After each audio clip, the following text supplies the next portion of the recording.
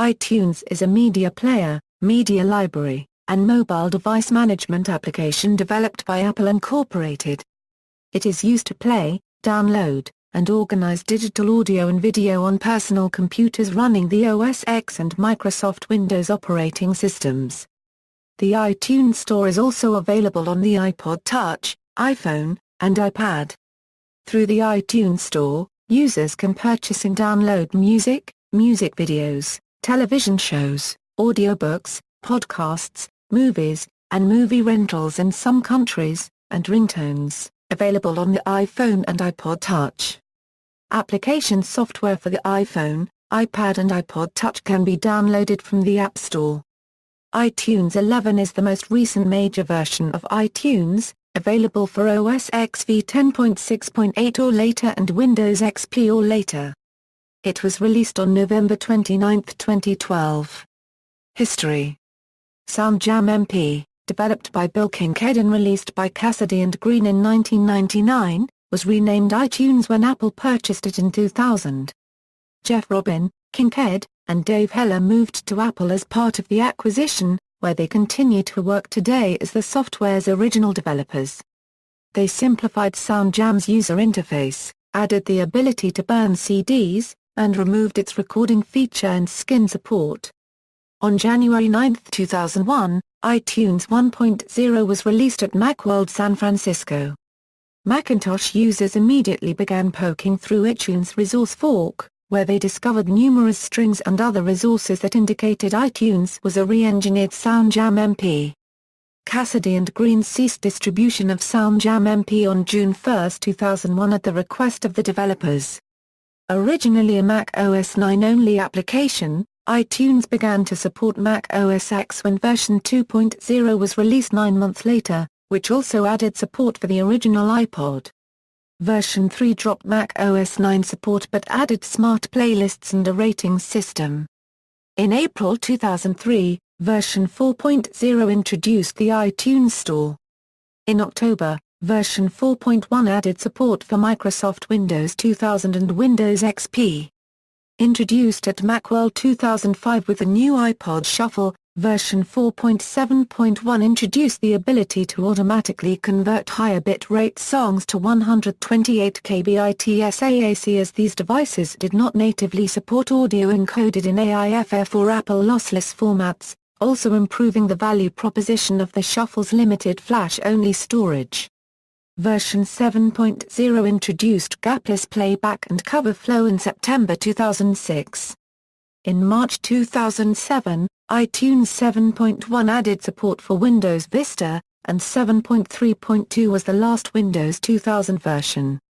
iTunes lacked support for 64-bit versions of Windows until the 7.6 update on January 16, 2008. iTunes is currently supported under any 64-bit version of Windows Vista, although the iTunes executable is still 32-bit. The 64-bit versions of Windows XP and Windows Server 2003 are not supported by Apple, but a workaround has been devised for both operating systems. Version 8.0 added Genius playlists, grid view, and a new default visualizer. iTunes 9 added Home Share, enabling automatic updating of purchased items across other computers on the same subnet and offers a new iTunes Store UI. Genius mixes were added, as well as improved app synchronization abilities, extending the iPod Shuffle 128 kbits down convert feature to all of Apple's AAC-capable devices. It also adds iTunes LPs to the store, which provides additional media with an album. Apple added iTunes Extras as well to the store, which adds content usually reserved for films on DVD and Blu-ray discs. Both iTunes LPs and Extras use web standards HTML, JavaScript and CSS. A version of iTunes was shipped with cell phones from Motorola, which included the ability to sync music from an iTunes library to the cell phone, as well as a similar interface between both platforms. Since the release of the iPhone, Apple has stopped distributing iTunes with other manufacturers' phones. In the absence of support from Apple, Nokia has released a Mac application called Nokia Multimedia Transfer that supports transferring data from iTunes and iPhoto onto some Nokia devices. Palm, however, reverse-engineered iTunes to allow its pre-device to sync directly with iTunes. It did this by fooling iTunes into thinking the device was an iPod. In late March 2010, Apple released version 9.1, which has support for the iPad and its iBooks application. In June, Apple released version 9.2, which brought support for the new iPhone 4, as well as any iDevices running iOS 4, and included support for the new iPhone and iPod Touch version of the iBooks app. On September 1, 2010, Apple held their annual music press event, where they unveiled an updated version, iTunes 10. The new version was available for download later that day. One major feature includes the integration of iTunes Ping, which brings a social factor to the iTunes experience. Apple CEO Steve Jobs also announced a new logo, one without a CD in the background because of the increasing popularity of iTunes digital downloads. On November 29, 2012, Apple released iTunes 11. The update included a new user interface that dropped cover flow in favor of a redesigned grid layout.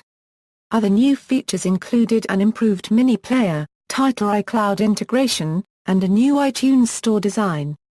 iTunes Ping was dropped in favor of more advanced Twitter and Facebook integration. iTunes has been credited with accelerating shifts within the music industry. The pricing structure of iTunes encouraged the sale of single songs, allowing users to abandon the purchase of more expensive albums. This hastened the end of the album era in popular music. Media management. iTunes acts as a front end for Apple's QuickTime media player. Officially, it is required in order to manage the audio data of an iPod, iPhone, or iPad, although alternative software does exist. Users can organize their music into playlists within one or more libraries, edit file information, record compact discs, copy files to a digital audio player, purchase music and videos through its built-in music store, download free podcasts, backup songs onto a CD or DVD, run a visualizer to display graphical effects in time to the music, and encode music into a number of different audio formats. There is also a large selection of free internet radio stations to listen to. Additionally, users can add PDF files to their library. The PDFs can be synchronized with and read on an iPod Touch, iPhone, or iPad, but not a regular iPod. iTunes 8.0 saw the removal of several options in the Preferences window.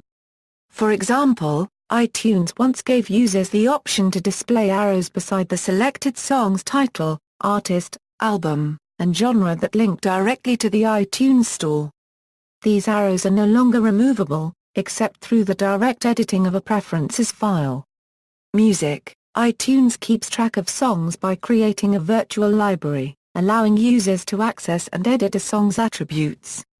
These attributes, known as metadata, are stored in two separate library files. The first is a binary file called iTunes Library, and it uses a proprietary file format. It caches information like artist and genre from the audio format's tag capabilities and stores iTunes-specific information like play count and rating. iTunes typically reads library data only from this file. The second file, iTunes Music Library XML, is refreshed whenever information in iTunes is changed. It uses an XML format, allowing developers to easily write applications that can access the library information. Apple's own iDVD, iMovie, and iPhoto applications all access the library. If the first file exists but is corrupted, such as by making it zero length, iTunes will attempt to reconstruct it from the XML file. Detailed third-party instructions regarding this are documented elsewhere. Beginning with iTunes 10.5.3, this behavior has been changed such that the XML file is not read automatically to recreate the database when the database is corrupted. Rather, the user should load the iTunes Library XML file via File Library Import Playlist. It has also been noted that iTunes does not automatically track changes to actual files in the library. If a file is moved or deleted, iTunes will display an exclamation mark beside of the library entry and the user will need to manually amend the library record. Several third-party tools address this problem. iTunes supports ripping from CDs, but not from DVDs. However, in 2008, Apple and select film studios introduced iTunes Digital Copy, a bonus feature on some DVDs that provides a copy-protected and iTunes-compatible file for select films. File format support: iTunes 11 can currently read, write and convert between MP3, AIFF, WAV, MPEG-4, AAC and Apple lossless. iTunes can also play any audio files that QuickTime can play, including protected AAC files from the iTunes Store and Audible.com audiobooks. There is limited support for Vorbis and FLAC enclosed in an OGG container or Speex codecs with the XSHIF QuickTime components, but requires iTunes to run in 32-bit mode. Because tag editing and album art is done within iTunes and not QuickTime, these features will not work with these QuickTime components. As of Snow Leopard, iTunes 9 will play HEAAC/AAC plus Internet streams. The latest version of iTunes supports importing audio CDs using any of the standard audio file formats iTunes supports, with the AAC and MP3 available in constant bitrate or variable bitrate encoding. The Windows version of iTunes can automatically transcode DRM-free WMA files to other audio formats, but does not support playback of WMA files and will not transcode DRM-protected WMA files. Telestream Incorporated provides free codecs for Mac users of QuickTime to enable playback of unprotected Windows media files. These codecs are recommended by Microsoft. In addition to importing CDs into the iTunes library, users can also import digital audio files from other sources, in any format that iTunes supports. This can be accomplished by either right-clicking on the file, selecting Open With, and then selecting iTunes or dragging the file into the Open iTunes window. Alternatively, for Amazon.com MP3 files, the Amazon MP3 downloader application will automatically import the files into the iTunes library. File metadata: for MP3 files, iTunes writes tags in ID3v2.2 using UCS2 encoding by default, but converting them to ID3v2.3 and ID3v2.4 is possible via its advanced Convert ID3 Tags toolbar menu. If both ID3v2x and ID3v1x tags are in a file, iTunes ignores the ID3v1x tags. Advanced audio coding and Apple lossless files support Unicode metadata, stored in the MPEG-4 Part 14 container as so-called atoms. The QuickTime plugin that supports the OGG container format has no support for tag editing or album art. iTunes uses the Grasanote interactive audio CD database to provide track name listings for audio CDs. The service can be set to activate when a CD is inserted into the computer and an internet connection is available. Track names for albums imported to iTunes while not connected to the internet can be obtained during a later connection, by a manual procedure. For any album loaded into iTunes for which there is not an existing Grasanote track listing, the user can choose to submit track name data to Grasanote. File metadata is displayed in columns, including album, artist, beats per minute, bit rate, composer, date added, date modified, disc number, genre, last played, last skipped, plays, purchase date, size, skips, time, track number, year, and a few fields that may be supplied by users, such as description, kind, and rating. Metadata fields not loaded with a song, or added by a user, remain blank.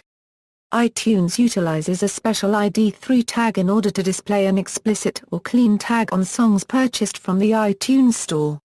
Unlike most other tags, the tag cannot be changed within iTunes. It can be changed or added to AAC files and third-party software. Genius: the Genius feature, introduced in iTunes 8, automatically generates a playlist of songs from the user's library which are similar to the selected song. Genius playlists are created by the ratings system and collaborative filtering. An iTunes Store account is required because information about the user's library must first be sent anonymously to Apple's database. Algorithms determine which songs to play based on other users' libraries, and Genius becomes more intelligent given a larger data set. The resulting Genius playlist can contain 25, 50, 75, or 100 songs and can be refreshed for new results or saved. The iTunes sidebar recommends selections for purchase from the iTunes Store based on the selected library track.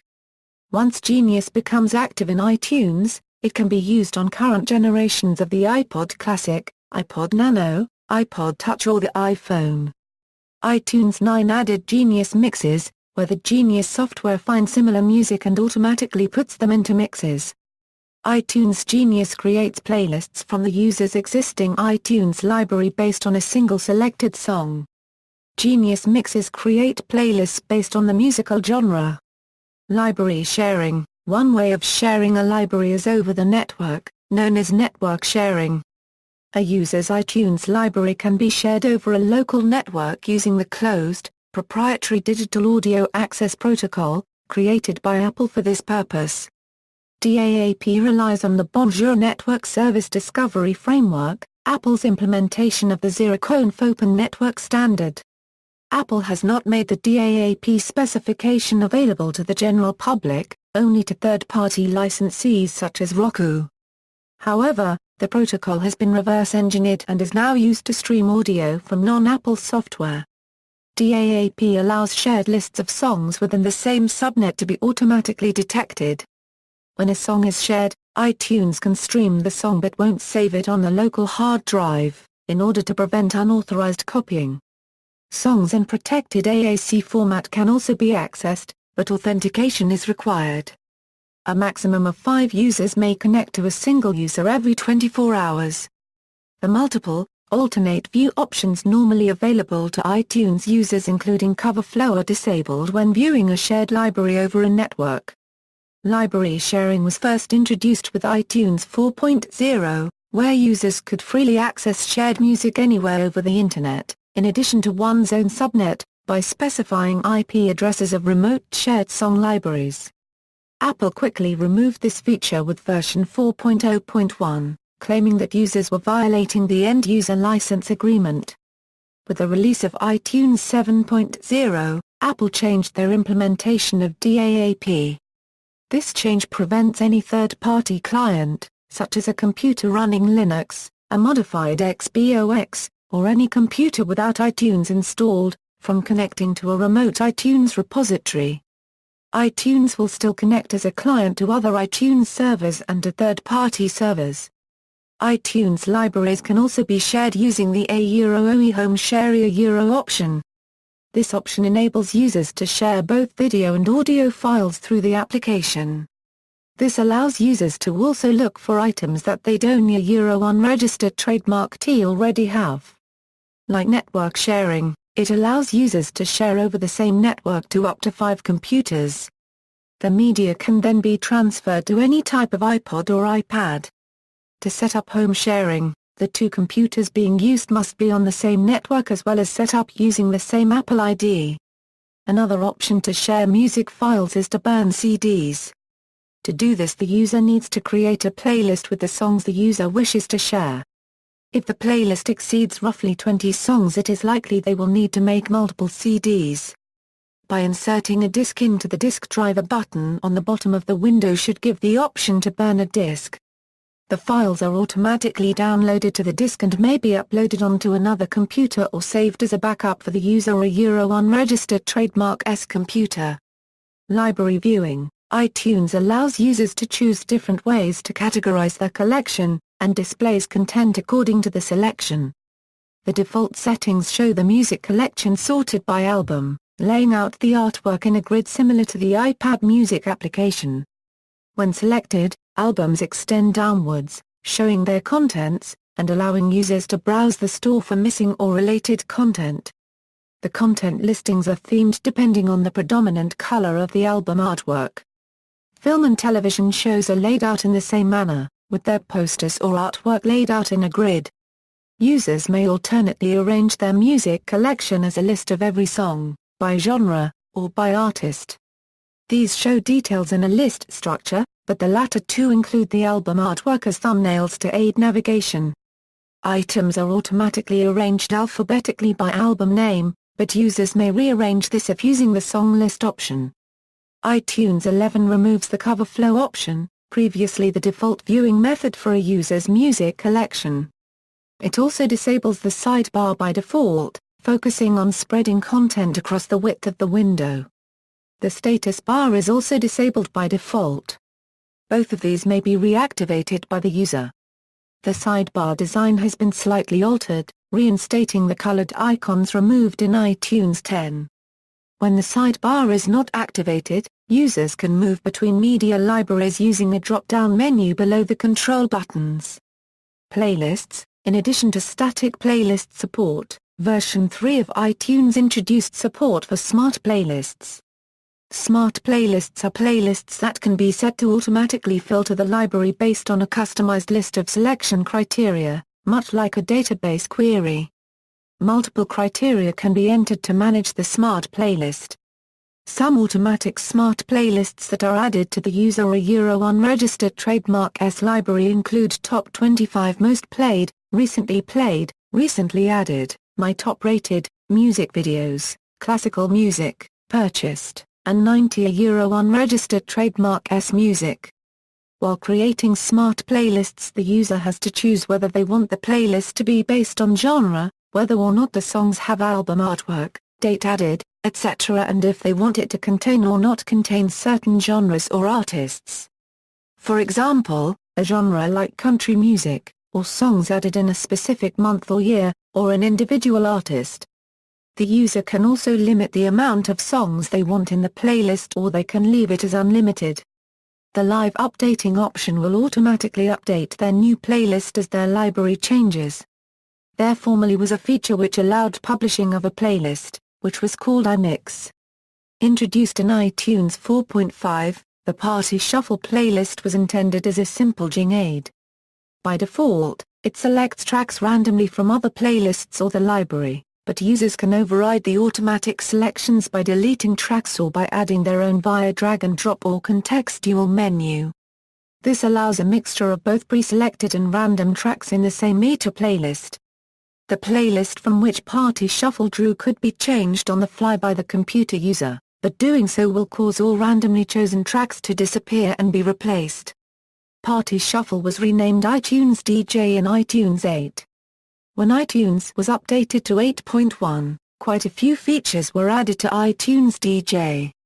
The free Apple Remote application for the iPhone and iPod Touch was also updated at this time, that added a new iTunes DJ option in the settings screen when the user is connected to a Wi-Fi network, and a new song request feature is enabled in iTunes DJ on the hosts.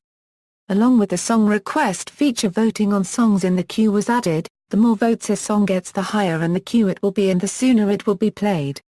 Song voting can only be done when song requesting is enabled, and in two ways: the first by right-clicking on a song in the iTunes DJ queue on the host's computer in iTunes, the second is in the remote application Ether connected with the iTunes DJ option by a guest or by the host in the full playlist section. When song requesting is enabled, a customizable welcome message is displayed below the host's shared library name in the button used to connect to iTunes DJ. Playlists can be played randomly or sequentially. The randomness of the shuffle algorithm can be biased for or against playing multiple tracks from the same album or artists in sequence. iTunes DJ can also be biased towards selecting tracks with a higher star rating. With the release of iTunes 11, the iTunes DJ feature was removed in favor of the Up Next feature, which allows users to specify a song from their collection to play next, add it to a queue of songs to be played, or view a list of previously played tracks. However, the Up Next feature does not include features previously found in iTunes DJ, such as the ability for guests to request songs, does not provide as much information as the playlist view, and requires juggling multiple windows and floating dialogues to perform similar tasks. Printing. To compensate for the lack of a physical CD, iTunes can print custom-made jewel case inserts as well as song lists and album lists. After burning a CD from a playlist, one can select that playlist and bring up a dialog box with several print options. The user can choose to print either a single album cover or a compilation cover. iTunes then automatically sets up a template with art on one side and track titles on the other. Sound processing. iTunes includes sound processing features, such as equalization, sound enhancement, and crossfade. There is also a feature called Sound Check, which automatically adjusts the playback volume of all songs in the library to the same level. This is usually called volume leveling or audio normalization. Like sound enhancement and crossfade, this can be turned on in the playback section of iTunes preferences. Video. On May 9, 2005, video support was introduced to iTunes with the release of iTunes 4.8. Users can drag and drop video clips from the computer into the iTunes library for cataloging and organization. They can be viewed in a small frame in the main iTunes display, in a separate window, or full screen.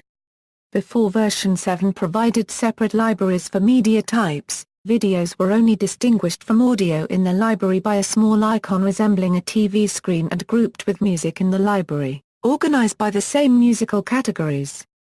On October 12, 2005, Apple introduced iTunes 6.0, which added support for purchasing and viewing of video content from the iTunes Music Store. The iTunes Music Store initially offered a selection of thousands of music videos and 5 TV shows, including most notably the ABC networks Lost and Desperate Housewives. Disney Channel shows were also offered 24 hours after airing, as well as episode packs from past seasons. Since then, the collection has expanded to include content from numerous television networks. The iTunes Music Store also gives the ability to view Apple's large collection of film trailers. As of September 5, 2006, the iTunes Store offers over 550 television shows for download. Additionally, a catalog of 75 feature-length films from Disney-owned studios was introduced. As of April 11, 2007, over 500 feature-length films are available through iTunes. Originally, films and TV shows were only available to U.S. customers, with the only video content available to non-U.S. customers being music videos and Pixar's short films. This feature is being extended to other countries as licensing issues are resolved. Video content available from the store used to be encoded as 540 kbits protected MPEG-4 video with an approximately 128 kbits AAC audio track. Many videos and video podcasts currently require the latest version of QuickTime, QuickTime 7, which is incompatible with older versions of Mac OS. On September 12, 2006, the resolution of video content sold on the iTunes Store was increased from 320A, 240 to 640A, 480. The higher resolution video content is encoded as 1.5 Mbps protected MPEG-4 video with a minimum 128 kbits AAC audio track. File format support. iTunes 11 supports MP4, M4V and MOV files. Movies. In September 2006, iTunes progressed to selling full-length films. This entails downloading movies from the iTunes Store. The prices for these range from $9.99, $14.99 if it is a new release, and $19.99 if it is in high definition. iTunes also gives the option of renting movies, which began in January 2008. The price for renting a movie can range from 99 cents if the movie is on sale, $3.99, and $4.99 if the rental is HD.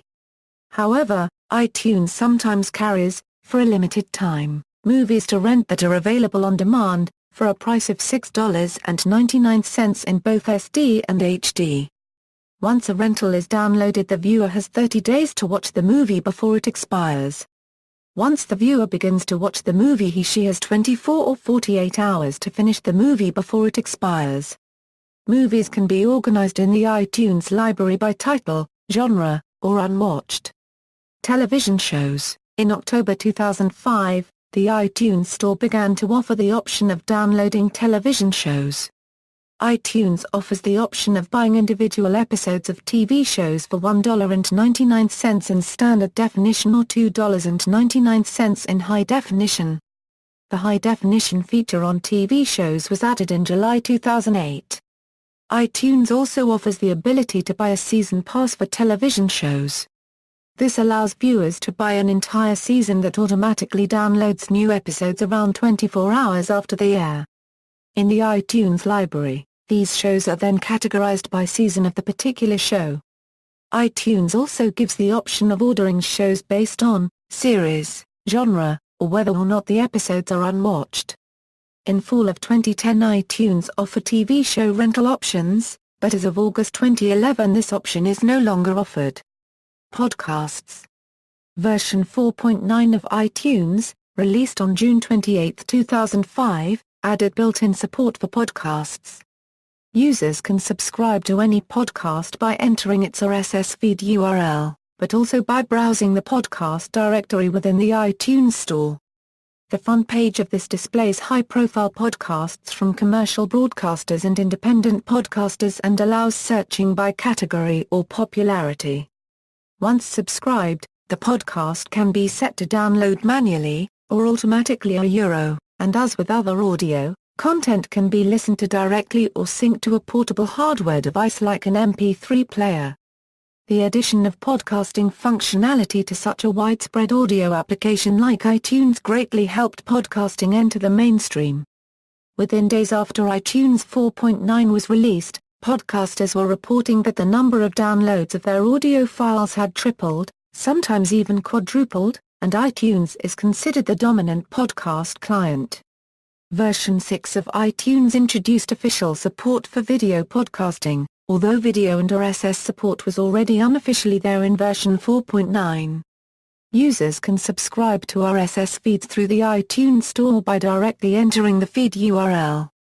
Video podcasts can contain downloadable video files, but also streaming sources and even IPTV. Downloadable files can be synchronized to a video-capable iPod, or downloadable files and streams can be shown in front row.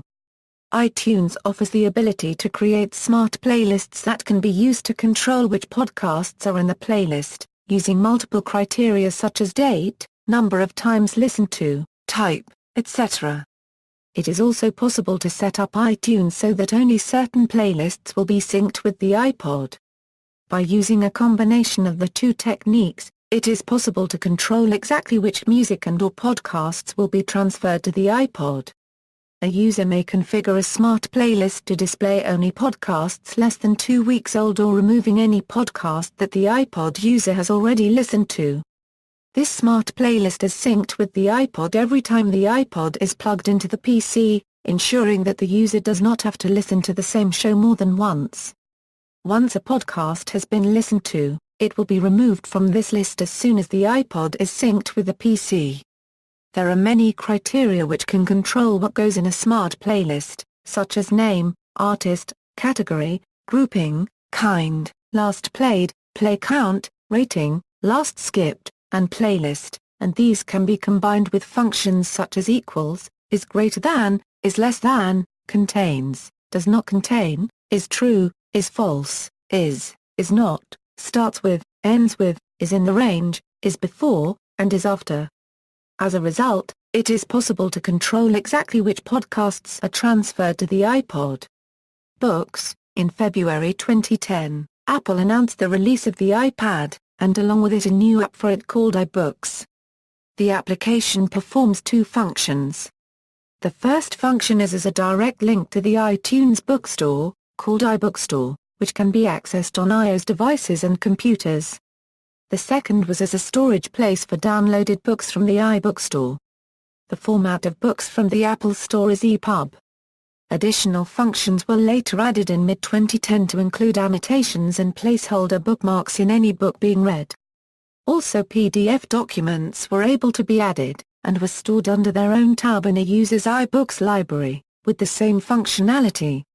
The iBooks app for the other two iOS devices was released when iOS 4 was distributed shortly before the release of the iPhone 4. Until the release of OS X 10.9 Mavericks, in October 2013. Books could only be read using the app on any iOS device and not on a user's Mac or PC. With the release of Mavericks, Apple released a standalone iBooks app for OS X, which moved books from the iTunes library, and allows Mac users to read these books on their Macs. PDF documents can be read using Preview or any other PDF reader editor application the user has on their machine. On January 19, 2012, Apple announced a new part of the bookstore with textbooks. They also released a new authoring method called iBooks Author. Apps. The App section on iTunes keeps track of all of the apps the user has downloaded or purchased. It also organizes their apps by genre, and there is another tab that lets the user see all of their apps. It also informs the user when they have updates available for their apps. iTunes Store.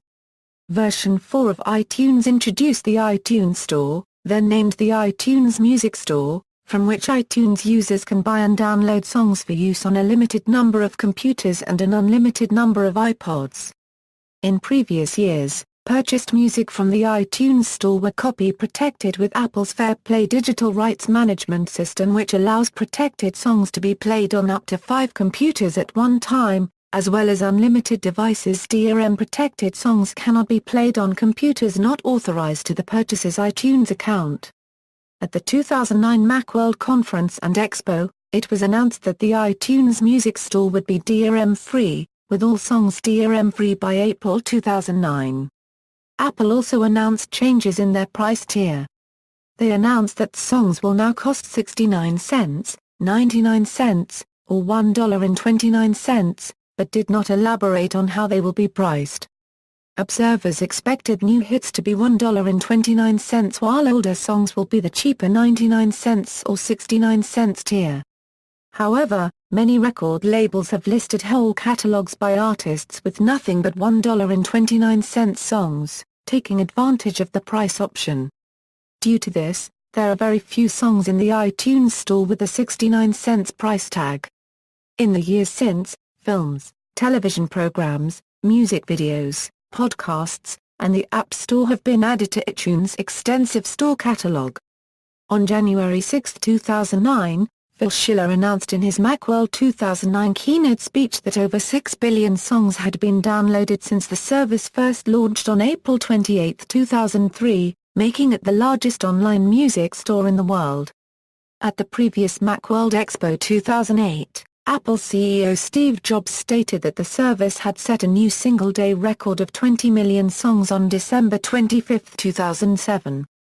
He also announced that the iTunes Store will offer over 1,000 movies for rental by the end of February.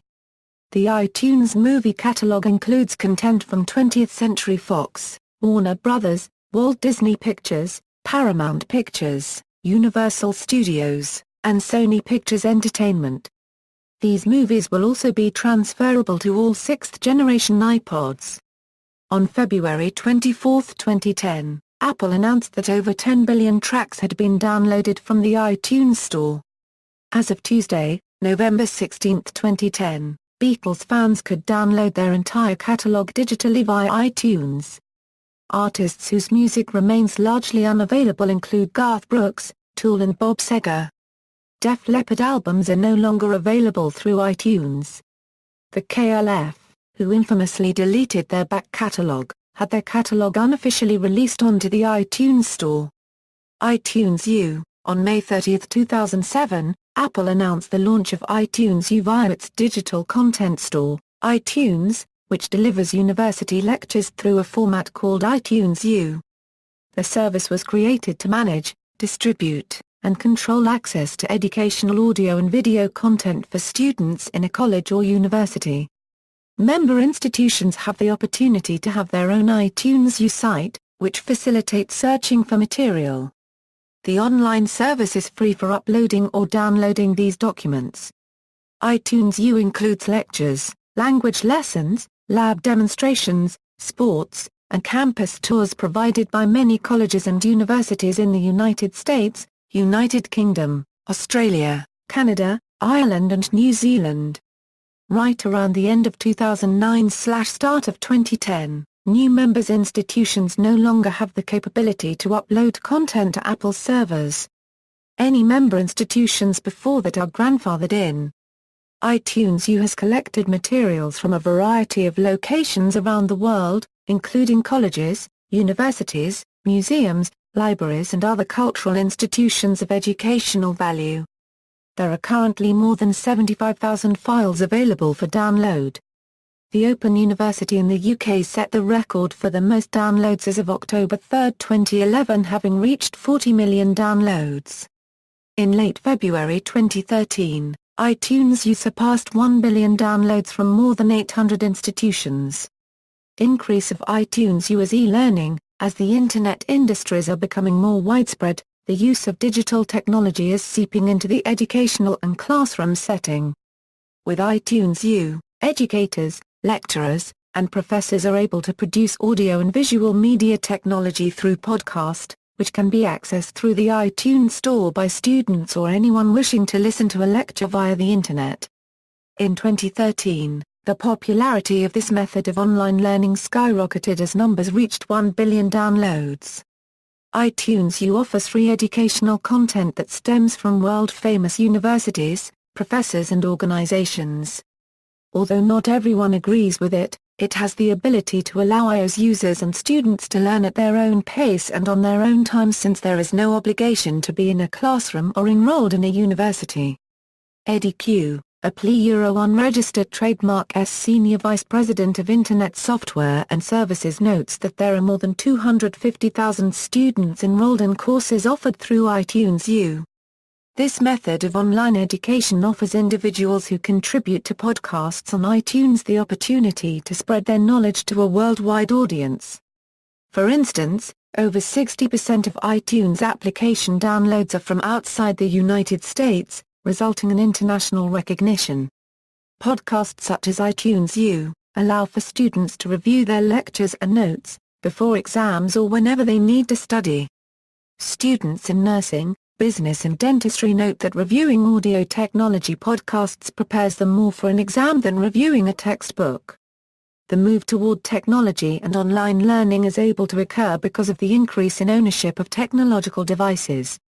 Over 80% of American college students own a portable device such as an iPhone, iPod or laptop computer. This allows for the increase and popularity of online education because students are free to access the material through these devices. Software and infrastructure. Podcasting in the classroom, such as iTunes U, requires planning and infrastructure. For instance, Berkeley set up 23 classrooms for audio recording. Each room has a device called an AERO streamer which records audio in a classroom setting and converts it to web MP3 files, which can then be uploaded via iTunes U on the Internet. Each in-streamer used by Berkeley from Barracks, retailed for approximately $395. In addition, George Washington University uses podcasting software to capture the audio through Anasteem, by Apprazo, which ranges around $10,000 per year. This equipment allows for the audio from the podcast to be converted and made accessible online. Challenge to traditional models of education. The Internet economy has impacted online learning through entities such as iTunes U because of the shift to a networked information economy, a concept proposed by scholar J. Binkler in his book The Wealth of Networks. The networked information economy includes a decentralized individual action, specifically, new and important cooperative and coordination action carried out through radically distributed, non-market mechanisms that do not depend on proprietary strategies. The production of information across the Internet is open to contribution and modification from people around the world with Internet access, which is also a concept of massive open online course. iTunes U is an example of a shift towards the networked information economy because educational information is being produced from professors and educators all around the world for the purpose of online education. The iTunes U online guidelines states that anyone can create an iTunes U course manager and start a course, therefore contributing to the information economy. iTunes U allows for portability and a on-the-go learning that is able to occur on the personal time of students and individuals wishing to learn from renowned educators. iTunes U offers online courses for grades K-12 as well as university and college-level courses, in a multitude of areas. Some areas that are recognized as profound in connecting education and technology from Boyne City Public School include courses on the solar system, ecosystems, presidents and the Underground Railroad. By engaging with educational courses in online technology, schools are able to access customized online courses that allow students to engage through audio or visual technology with the best teaching staff. Schools around the world have access to people with expertise in their fields who participate in podcasting and iTunes. You can contribute their lectures so that even students not physically in their classroom can benefit from their teaching. The notion of sharing expertise via the network allows for global access to information from highly appraised professors, which challenges traditional models of education because the Internet has made access to free education easy as long as one has access to iTunes U through iOS software. Schools such as Stanford and Harvard participate in iTunes U as an option for students and people unaffiliated with their university to have access to online, free courses. Harvard on iTunes U was launched in March 2010 as a supplemental way to distribute lectures, music, performances, and more that convey the academic and intellectual opportunities at Harvard Euro. Additionally, Stanford is also active on iTunes U. In early 2013, Brent Izutsu, Stanford unregistered trademark director of digital media, stated that over 1.35 million people subscribed to a course offered from Stanford on iTunes U, and audio technology lectures have been downloaded over 64 million times. In 2012, Stanford took advantage of iTunes U, in that it allowed homework and assignments able to be uploaded in addition to online audio technology. This enabled remote students to have access to a more comprehensive, Stanford course experience, according to Izutsu. Issues with iTunes U: students do not receive credit for courses that they listen to on iTunes U, and it is a free source of education. This challenges traditional models of education because while students are paying thousands and thousands of dollars for degrees at world-renowned universities, people access those same lectures for free through iTunes U. Apple does not pay for the content, and professors do not get paid for podcasting their lectures through iTunes U. While very few people have the opportunity to obtain a degree from MIT, physics professor Walter Lewin says that opening up courses from MIT for free access gives people an experience of learning as it would be at MIT. New paradigm in learning. Since 1992, with the invention of the World Wide Web, online education has begun to make its way up the ladder with new innovative ways of learning. The first online educational courses began 1981, with courses that were offered for no credit, such as the Executive Education Program in 1982 by the Western Behavioral Sciences Institute. Online educational inventions such as these were the failures that led way to online learning concepts such as Virtual U in 1995, and iTunes U in 2007. Simon Fraser University adopted Virtual U as an online environment for tools and setting where there was group work, team learning, and research-based courses. Virtual U preceded iTunes U but acknowledged the fact that online education must transcend traditional geographic obstacles so that access can be provided to those who do not have access to the university. This new shift in learning, which is held today in iTunes U, is the access of educational materials on individual unregistered trademark time. An examination of 32 online courses showed that 75% of students on Virtual U logged in at least 10 times per week, and 88% logged in at 5 times per week. The shift in online learning is primarily due to access, as students can access online education such as iTunes U, whenever they please. iTunes in the Cloud and iTunes Match. While iTunes 10 supported the cloud, it did not integrate offline and cloud libraries. A list of previously purchased content was accessible via the iTunes Store, where users could download content to the device they were using. Automatic downloading of newly purchased content could also be enabled, and iTunes Match allowed content purchased outside of the iTunes Store to be uploaded to the cloud. With the release of iTunes 11, the cloud became fully integrated into iTunes. Content stored in a user's cloud is displayed in the same way as that stored on their device. and online content does not have to be downloaded to be played. Films and TV shows also resume from where they were left off on the last device to have played them. iMix. An iMix is a free user-created playlist published in the iTunes Store. iMixes were first introduced in iTunes version 4.5, and were phased out beginning with iTunes version 11, and are no longer available as of the release of 11.1. However, they were limited to 100 songs, had to feature content available on the iTunes Store, and were active for 1 year from their original publication date. iMixes were public and searchable by any iTunes user, and could be rated using a 5-star system. Users could publish their iTunes iMix to their blog, profile page, or website. The removal of this popular feature is one of the controversial features of recent iTunes versions. Internet radio. When iTunes was first released, it came with support for the Cabango Internet Radio Tuner service, giving users a selection of some of the more popular online radio streams available. When Cabango went out of business in 2001, Apple created its own Internet radio service for use with iTunes 2.0 and later.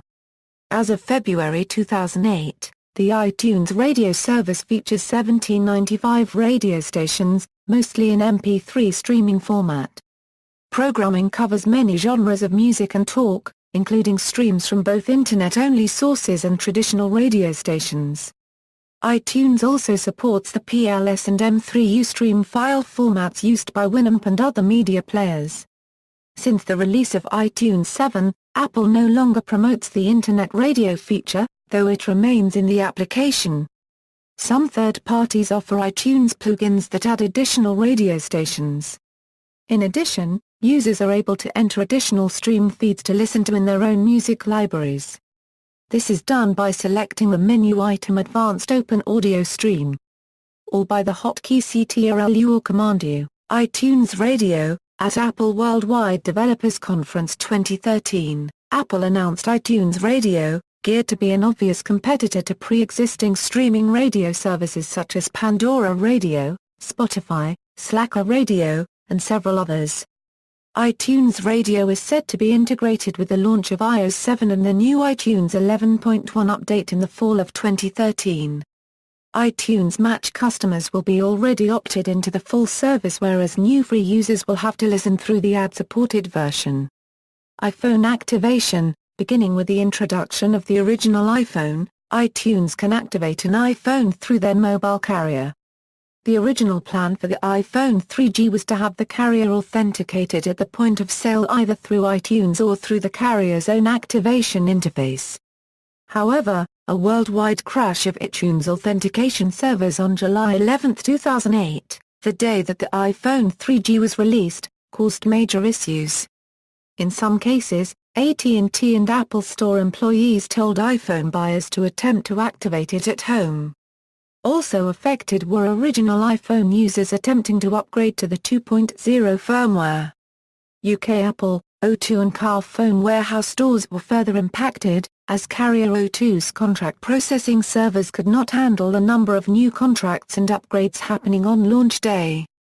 Some stores reverted to handwritten contracts, while others held stock. With the launch of the iPhone 3GS on June 19, 2009, iTunes at Home activation was available for people purchasing their iPhone from AT&T Mobility and Apple. This allowed them to activate their new iPhone 3GS at home when they arrived. Ping. Apple revealed a new feature within iTunes 10 on September 1, 2010 called Ping, which was intended to bring a social music networking component to users of iTunes. It was not made available to all countries. Ping could be connected to users' Twitter accounts. Ping connected user accounts of iTunes, allowing iTunes users to share and recommend music to one another. Ping also allowed users to follow artists to see the photos and videos they have posted, their tour dates, playlists they have created, and their comments on other artists' unregistered trademark albums. Users could create a profile so their friends could see whom they were following, what they were listening to, and what concerts they were going to. Ping also showed users top 10 lists of songs and albums among the people they followed. It also provided artist recommendations to follow based on one's library and preference options. Apple officially discontinued the service on September 30, 2012 and have replaced it in iTunes with Facebook and Twitter integration. Device synchronization. iTunes 2 was the first version of the software to be able to sync with an iPod. iTunes can automatically synchronize its music and video library with an iPod or iPhone every time it is connected. New songs and playlists are automatically copied to the iPod, and songs and playlists that have been deleted from the library on the host computer are also deleted from the iPod. Ratings awarded to songs on the iPod will sync back to the iTunes library, and audiobooks will also remember the current playback position. Automatic synchronization can be turned off in favor of manually copying individual songs or complete playlists. iTunes supports copying music to an iPod. However, only music and videos purchased from the iTunes Store can be transferred from the iPod back to iTunes. This functionality was added after third-party software was written which allowed users to copy all content back to their computer. It is also possible to copy from the iPod using ordinary Unix command line tools, or by enabling hidden file viewing in Windows Explorer, then copying music from the iPod drive to a local disk for backup. Doing this can be confusing because the files are arranged in such a way that their folders and file names are seemingly picked at random as they are put on the iPod. It is worth noting, however, that the files remain unchanged. It is therefore less confusing to let iTunes re-import, reorganize, and rename all of the files after they are backed up.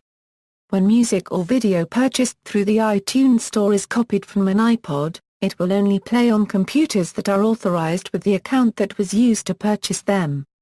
Several third-party utilities can remove this limitation by stripping iTunes DRM from protected files. The legality of using such software in the United States is currently the subject of active debate. When an iPod is connected that does not contain enough free space to sync the entire iTunes music library, a playlist will be created and given a name matching that of the connected iPod. This playlist can then be modified to the user's preference in song selection to fill the available space. The Mac OS X version of iTunes can also synchronize with a small number of discontinued digital music players, while the Windows version supports only the iPod. The synchronization is limited, however, in that the iPod is the only digital music player compatible with Apple's proprietary FairPlay digital rights management technology, and thus most music purchased through the iTunes Store can only be played on an iPod. The remaining ability to synchronize with a limited number of legacy digital music players is likely a remnant of Apple's history in the music industry. iTunes was released in January 2001, 9 months prior to the iPod's unveiling, and slightly more than 2 years before the introduction of the iTunes Music Store. When iTunes was released, compatibility with other music players was critical. Since iPod has now become the dominant digital music player, Apple no longer considers that compatibility to be a necessity. In June 2009, Palm Incorporated released the Palm Pre, which has the ability to sync with both the Windows and Mac OS X version of iTunes by identifying itself to iTunes as an iPod. The Pre is able to sync only DRM-free music. However, on July 14, 2009, Apple released iTunes version 8.2.1, which prevented the Palm Pre from syncing directly with iTunes. Then on July 23, 2009, Palm Incorporated released WebOS 1.1, re-enabling syncing between iTunes 8.2.1 and the Palm Pre. But Apple again prevented Palm Pre syncing with the release of iTunes 9. A number of unsupported third-party applications have been created to assist synchronization of songs with any music player that can be mounted as an external drive. Though iTunes is the only official method for synchronizing with the iPod, there are other applications available that allow the iPod to sync with other software players. As of iTunes 7, purchased music can be copied from the iPod onto the computer. The computer must be authorized by that iTunes account. iTunes currently allows up to 5 computers to be authorized on one account.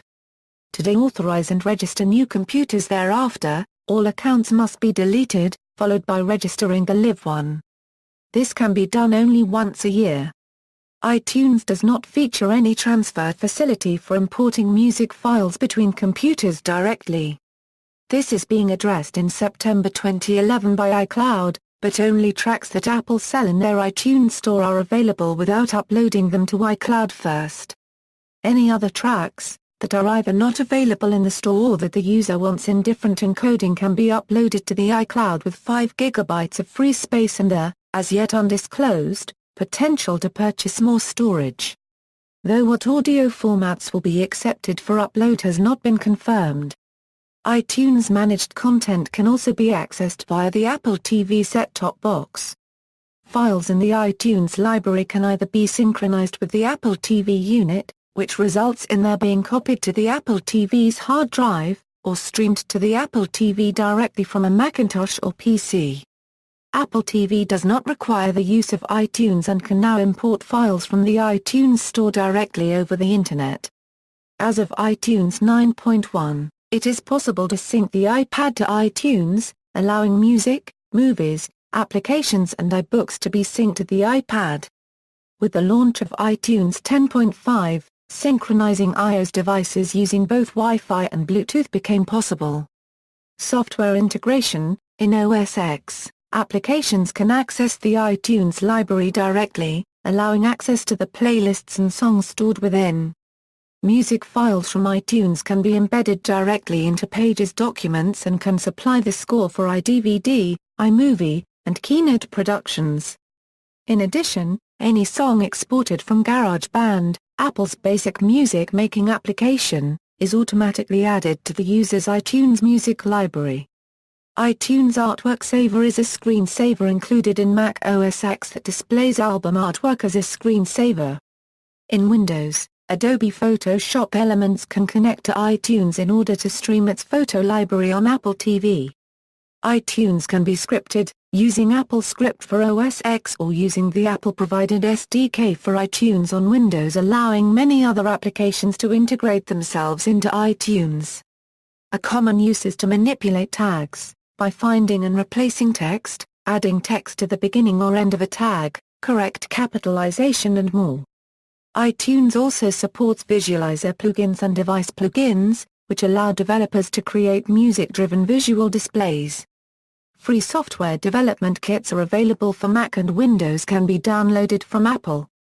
Device plugins allow support for additional music player devices, but the APIs are only licensed to authentic OEMs who sign a non-disclosure agreement. Apple Incorporated also offers a free iOS application, Remote, that allows the user to remotely control their iTunes library or Apple TV over DACP. This can be downloaded from iTunes itself or directly from one's iOS device. It is only compatible with iOS 7.0 and above. Though iTunes itself can be installed where the user desires, on Windows, ancillary applications such as Bonjour, which are part of the iTunes installation, cannot be placed in a user-desired directory. Criticism: privacy policy. In June 2010, Apple updated its general privacy policy for the iTunes Store on iOS for supported devices, revealing that it could and would collect real-time location-based information on users aged 13 and over. The information had been included in various device-specific EULAs since 2008, but was not included in Apple's general privacy policy until 2010. The revised policy states that Apple has the right to share this information with third parties who provide services to the customer, including advertising and promotion services. Apple also states that it may be necessary to provide this real-time information in response to requests from public and governmental authorities within or outside your country of residence, or if Apple determines that for purposes of national security, law enforcement, or other issues of public importance, disclosure is necessary or appropriate. Additionally, in the event of a reorganization, merger, or sale, we may transfer any and all personal information we collect to the relevant third party.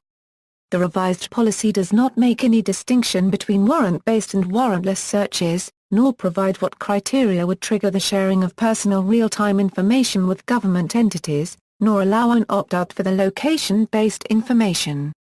The revised policy prompted the co-chairs of the bipartisan Privacy Caucus of the United States House of Representatives to request that Apple respond to 9 basic privacy questions out of concern of possible violation of that country's Federal Communications Act. The caucus stated it was pleased with Apple's prompt written explanations, and stated they would continue to monitor the issue. Security. The Telegraph reported in November 2011 that Apple had been aware of a security flaw since 2008, that would let unauthorized third parties install updates to end users' iTunes software. They reported that a security writer named Brian Krebs had informed Apple of the vulnerability in 2008. They reported that the flaw was only closed in November 2011. They reported that United Kingdom security software firm Gamma International developed a program named FinFisher, intended to covertly spy on computer users, which can be clandestinely installed via bogus updates to iTunes software. Der Spiegel reported Gamma International had advertised the capability to clandestinely install FinFisher by exploiting this iTunes vulnerability. System requirements: Mac, hardware, Mac computer with an Intel Core processor. Intel Core processor or faster processor is required to play standard definition video from the iTunes Store. 2.0 A GHz Intel Core 2 Duo or faster processor is required to play HD video, an iTunes LP, or iTunes Extras from the iTunes Store. 512 MB of RAM. 1 GB is required to play HD video, an iTunes LP, or iTunes Extras. Screen resolution of 1024A, 768 or greater. 1280A, 800 or greater is required to play an iTunes LP or iTunes Extras. Playing videos also requires at least 16 MB of video RAM, broadband internet connection to use the iTunes Store, Apple Combo Drive or Super Drive to create audio, MP3, or backup CDs. Some non-Apple CDRW recorders may also work. Apple Super Drive to backup library to DVDs. Some non-Apple DVD-RW drives may also work. Software: OS X version 10.6.8 or later, Safari 4.0.3 or later, 400 MB of available disk space. Windows. Hardware: a PC with a 1 GHz Intel or AMD processor. Intel Pentium D or faster processor is required to play standard definition video from the iTunes Store. 2.0 A GHz Intel Core 2 Duo or faster processor is required to play HD video, an iTunes LP, or iTunes Extras from the iTunes Store. 512 MB of RAM. 1 GB is required to play HD video, an iTunes LP, or iTunes Extras. Screen resolution of 1024A, 768 or greater. 1280A, 800 or greater is required to play an iTunes LP or iTunes Extras. DirectX 9.0 compatible video card with 32 MB of video RAM. 64 MB recommended, broadband internet connection to use the iTunes Store. iTunes compatible CD or DVD recorder to create audio CDs, MP3 CDs, or backup CDs or DVDs. Software: 32-bit editions of Windows XP Service Pack 2 or later, Windows Vista, Windows 7, or Windows 8, 64-bit editions of Windows Vista, Windows 7, or Windows 8 require the iTunes 64-bit installer. iTunes can also be installed on Windows XP Professional x64 edition with a simple patch to the MSI files. 400 MB of available disk space. Screen reader support. Requires Windows i 7.1.1 or later. See also, iTunes Festival, iTunes Store, iTunes version history, AirPlay, audio conversion software, list, comparison of iPod managers, distribution into iTunes, FairPlay, feed aggregators, comparison, feed aggregators, list. Media players, comparison, music visualization, references. External links, official website, iTunes at the Wayback Machine, iTunes widgets at the Wayback Machine.